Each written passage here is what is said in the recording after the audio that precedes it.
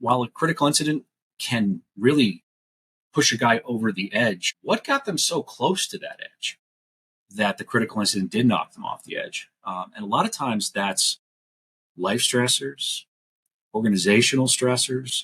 It's either something that is tied to the body, injuries, things like that, something that's tied to the mind, that has to do with domestic issues, or something that's tied to that like social, financial side, or they've tried to spend their way to happiness and completely trash their finances. And then that ends up self-medication, all these other issues, and that gets us close to that edge. And the critical incident knocks them off the edge. So your book is a guide for those that are going through these scenarios, right, that you just mentioned.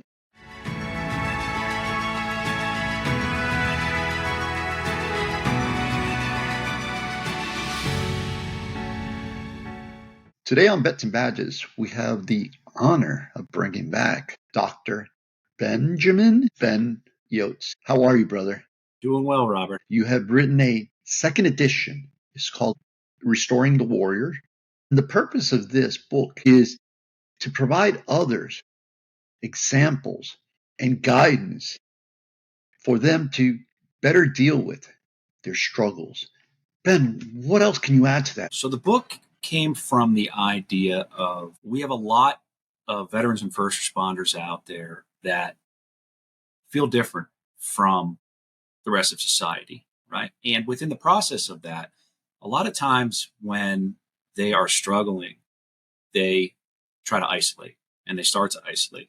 They don't want to bother people. And most importantly, they don't want to bother their brothers and sisters. And that's actually the opposite of what we really should be doing. I know I've said this before, and I definitely say it a lot in my book, that when bad things happen, whether it be in the military or in the first responder world, we pile on it. We pile on it as brothers and sisters, and we get the situation back under control. But then within our personal lives, we have a tendency to isolate and not want to bother our brothers and sisters, or feel like people won't understand us. And through that self-isolation, we start to fall apart. And, that's why I think that we have a higher suicide rate than the general population within the veteran first responder world. And then within our life expectancies, we're looking at 57 to 56 being the first responder in the United States, and 66 being the veteran. And a lot of that, I think, comes from the fact that, again, we isolate. And this book is really a call to arms, a call to organization, that we, as first responders and veterans, one, we begin recognizing that we have to take care of ourselves, that we have to take care of each other, and hopefully it increases the awareness that we want to take care of ourselves and each other. And then there's a lot of tips in there on how to do so within the culture of first responders and veterans, how to develop resources. So, a lot of organizations out there, the VA on top of that, have, the organizations have EAPs, then there's the VA, and these are by no means, inadequate, but this is a step above that. This is a proactive approach at taking care of ourselves, rather than that reactive approach where, we go to the hospital after we've been toughing something out, and a lot of times it's been too far that we've waited. This is getting ahead of that. Yeah, let me jump in, because you're absolutely right. In this book, the second edition, actually the first edition, whether it was singularly produced or now the second edition, is so timely, right? Let's talk a little bit about your history so that we can explain to them the journey of which the basis of your work is rooted in. So you were in high school during the 9/11 attack, right? That's correct. And you witnessed the Twin Tower, or the attack on our nation, if you will, specifically the Twin Towers. You mentioned to me here previously. And then you felt this call to action, like many American heroes. Point being is that you joined the military. And why don't you give us a little background about, your military, quick service, and then your trajectory into law enforcement, and now psychologist.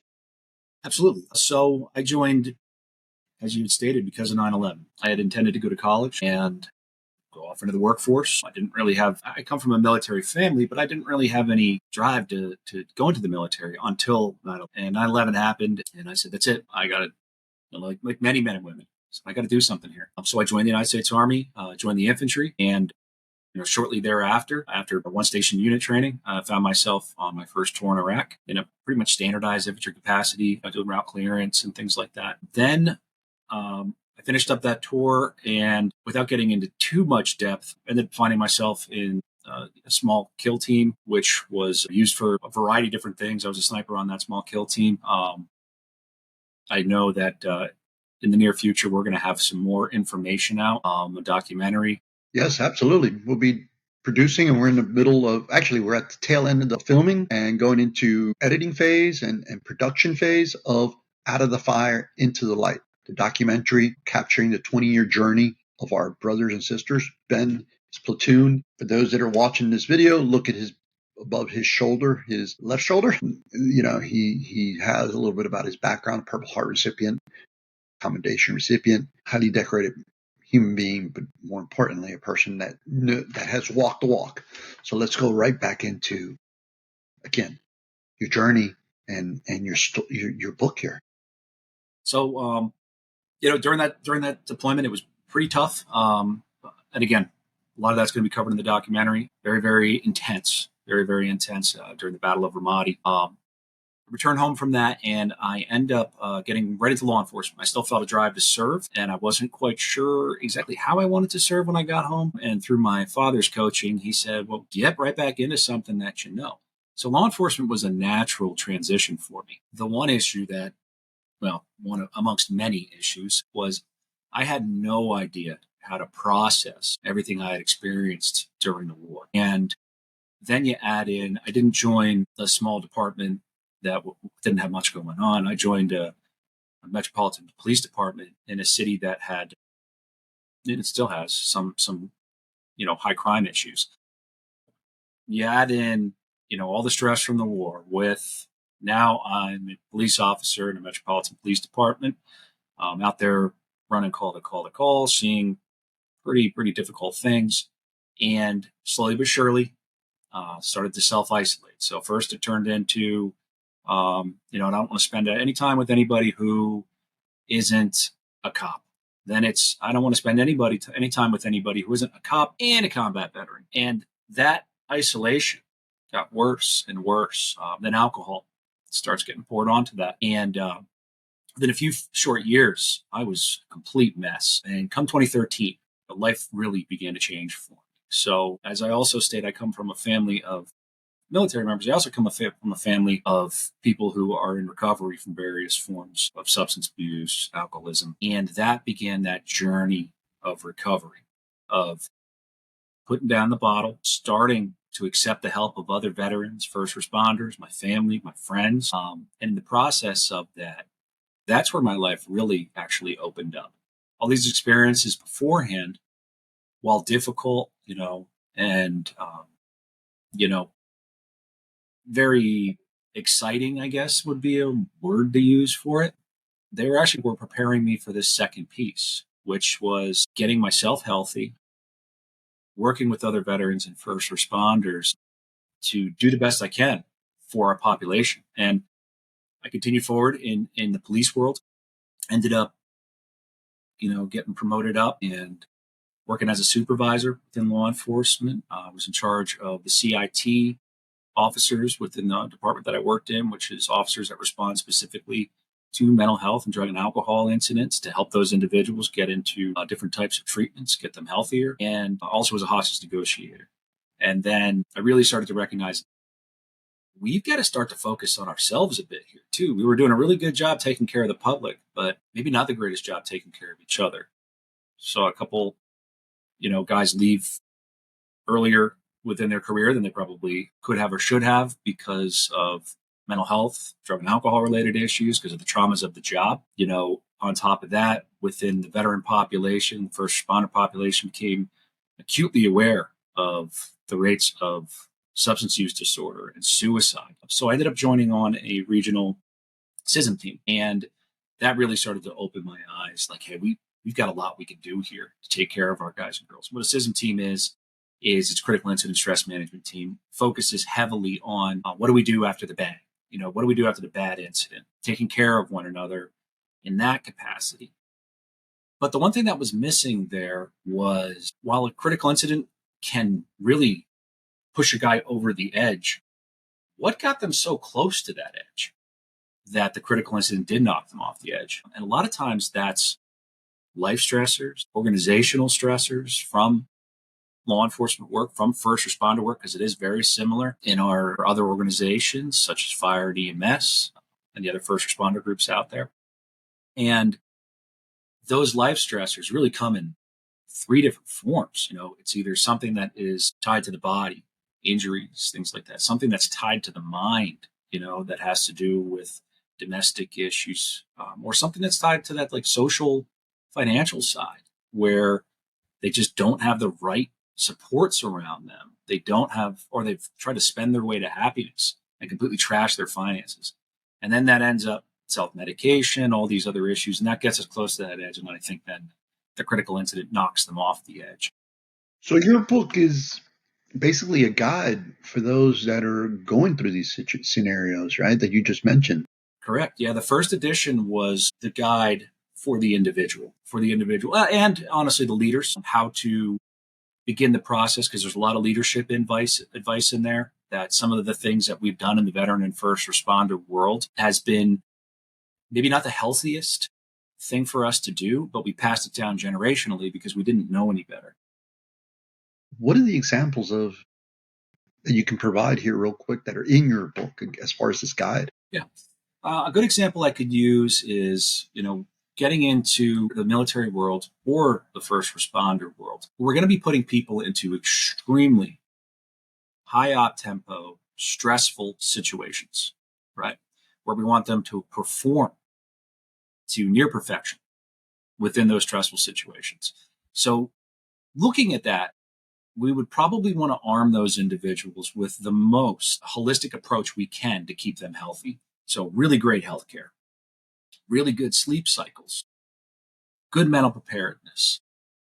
That would logically make sense, right? That we're going to arm them with these things, because then when we send them in, they're rock solid, ready to rock.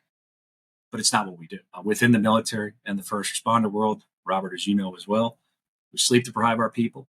Even when we have the opportunity to not sleep deprive our people, to find better schedules, we do it anyways.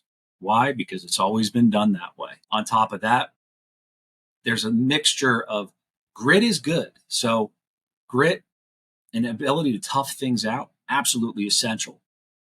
But there's a level that we push it too far. You need to just tough everything out, have no balance. So no more of this suck it up buttercup. Well, some things do need to be sucked up. I mean, it is still the military and the first responder world, but knowing when to back off and to properly take care of our warriors so that they are the most straight and sharp blade available, rather than about to break, extremely rusty and nicked up. We want to maintain our people so that they are healthy, and also so that down the line, they can retire out into the civilian world and be leaders amongst us. Because who better to lead our society in chaotic times than those that know how to bring order to chaos? The one thing that we don't do is train people or help them in that transition out of law enforcement or out of the military, which I know that you experienced not once, but twice in your life. Further, let's talk about that transition period and the importance of a guide such as the Restoring the Warrior. The first edition, which is completely in the second edition, really details a lot of that. So we need to have exit strategies for individuals, preparing them for civilian life. But on top of that, we also need to make sure that they're healthy during. And that's something that is really missed in a lot of capacities, where we're going to out-process somebody. And generally, it is done pretty quickly. The military has gotten a little bit better. It's a longer, more in-depth process than it used to be. Law enforcement-wise, there isn't much. One day you're there, then you're turning your stuff in, and the next day you're a civilian. Whereas the military, there was a little bit of a week-long out-processing process. But increasing that so that we're helping our men and women to be healthy within their retirements, because most of us and especially anybody that serves in the first responder or military world knows that we don't retire at 75. Right? We're retiring, but with enough time to have an entire second career. And within that, making sure that the person is healthy for that. So for anybody out there that's listening to this, that will view this, that's getting ready or considering retiring, listen up. This is really important. This is really for you right now. Absolutely. And for those that are still serving, because this helps you stay healthy during, so that there's not as much to unpack and unload and have to repair when you do retire, when you do exit service. And then the whole second half of this book. So the first half is really I'll put it into military and first responder terms. The first half is the how to shoot, right? It's how to use your weapons, the basics of marksmanship, and how to properly use and maintain a weapon. The second half of the book, so the second edition, the new second half, is how to create the support groups and the support meetings, the post-traumatic growth meetings that maintain that.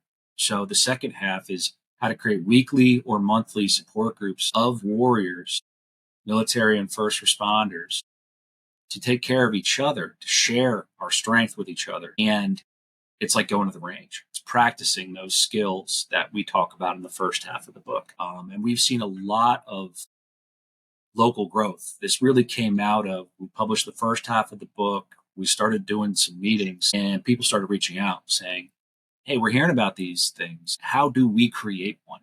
And we started putting together a meeting guide and the how to, do the guide. And then we said, we should also add in some reflections of people that attend these meetings. So veterans, first responders, veterans going back all the way back to Vietnam, straight through to, guys that just got out of the service, first responders from every walk of first responder life, talking about their experiences of post-traumatic growth.